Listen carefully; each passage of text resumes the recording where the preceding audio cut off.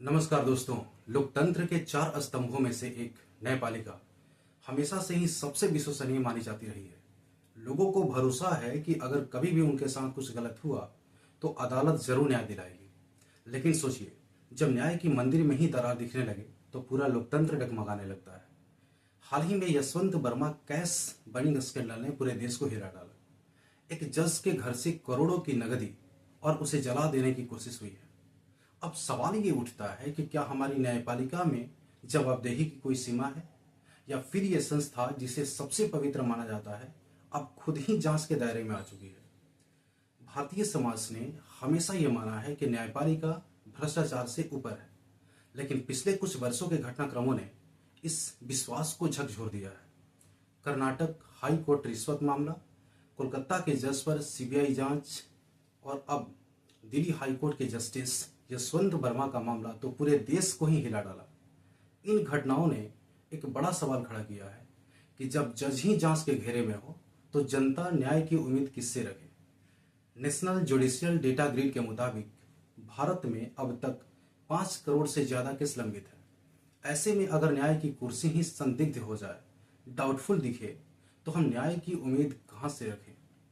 हमारा संविधान न्यायपालिका को विशेष स्वतंत्रता देता है ताकि कार्यपालिका और राजनैतिक दबाव उस पर कोई असर न डाल सके। आर्टिकल 50 जो है कार्यपालिका और न्यायपालिका के बीच अलगाव की बात करता है। आर्टिकल 124 का भाग 4 और आर्टिकल 217 का भाग 1 कहता है कि जजों को हटाने का एकमात्र तरीका महाभियोग है। जब संसद के दोनों सदनों में 2/3 बहुमत से यह साबित हो जाता है कि जज दोषी है तो उस जज को निलंबित कर दिया जाता है। लेकिन हकीकत यह है कि किसी भी जज को हटाना लगभग असंभव है। अब तक भारत के इतिहास में सिर्फ एक जज सुमित्रा सेन पर संसद ने कार्रवाई की थी। वो भी उन्होंने इस्तीफा देकर महाभियोग की प्रक्रिया को बीच में ही रोक दी। मतलब साफ है कि न्यायपालिका स्वतंत्र तो है, लेकिन उसकी जवाबदेही तय करने का कोई ठोस सिस्टम नहीं है।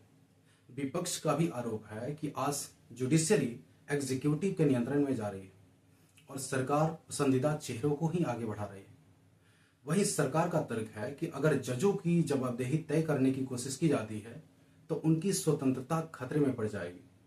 लेकिन असल सवाल यह है कि अगर कोई संस्थान पूरी तरह कंट्रोल से बाहर हो जाए तो वहां भ्रष्टाचार और बंद कमरों का ही निर्णय जन्म लेता है। लॉ कमीशन 2018 में सुझाव दिया था कि एक जुडिशियल अकाउंटेबिलिटी कमीशन बनाई जाए जो जजों पर आने वाली शिकायतों की जांच कर सके, लेकिन उस सिफारिश पर अब तक कोई अमल नहीं हो पाया है। अगर हमें न्यायपालिका पर जनता का भरोसा फिर से कायम रखना है तो 3 कदम बेहद जरूरी है। पहला तो है जुडिशियल परफॉर्मेंस ऑडिट। हर साल जजों के काम का मूल्यांकन होनी चाहिए कि कितने केस निपटाए गए, कितनी देरी हुई और कितनी शिकायतें आई हुई थी। दूसरा है ट्रांसपेरेंसी पोर्टल। कौन सा केस किस जज को दिया गया, फैसले की स्थिति क्या है, और यह सब सार्वजनिक किया जाए। और तीसरा है जुडिशियल कोड ऑफ कंडक्ट। जैसे कि आईएएस और आईपीएस अधिकारियों के लिए एक आचार संहिता होती है, वैसे ही जजों के लिए भी एक सख्त नैतिक मानक तय किए जाए। भारत में जजों की नियुक्ति कॉलेजियम सिस्टम से होती है, जहां सुप्रीम कोर्ट के वरिष्ठ जज तय करते हैं कि कौन नया जज बनेगा। यह सिस्टम 1993 के सेकंड जजेस केस से शुरू हुआ, लेकिन इस पर लगातार सवाल उठते रहे हैं। बार बार इस पे आरोप लगते रहे, क्योंकि ना कोई इसमें ट्रांसपेरेंसी है और ना ही कोई अकाउंटेबिलिटी। 2014 में संसद ने एनजेएसी एक्ट लाकर एक पारदर्शी न्यायिक आयोग बनाने की कोशिश की थी, पर 2015 में सुप्रीम कोर्ट ने उसे असंवैधानिक करार दे दिया। अब सवाल यह है कि क्या न्यायपालिका खुद अपनी जवाबदेही तय करेगी या जनता और संविधान मिलकर इसके लिए नया रास्ता बनाएंगे। याद रखिए, justice must not only be done but must also be seen to be done. न्याय सिर्फ होना ही नहीं चाहिए, बल्कि न्याय होते हुए दिखनी भी चाहिए। आज सवाल यह नहीं है कि कोई जज भ्रष्ट है या नहीं, सवाल यह है कि क्या हमारे पास ऐसा कोई सिस्टम है जो जजों की जवाबदेही तय कर सके।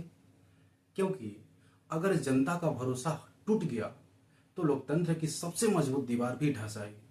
सिर्फ एक नाम मात्र के लिए ही हमारे देश में लोकतंत्र रह जाएगी। दोस्तों, आपको क्या लगता है, क्या भारत में जजों की जवाबदेही तय होनी चाहिए? कमेंट में हमें ज़रूर बताएं।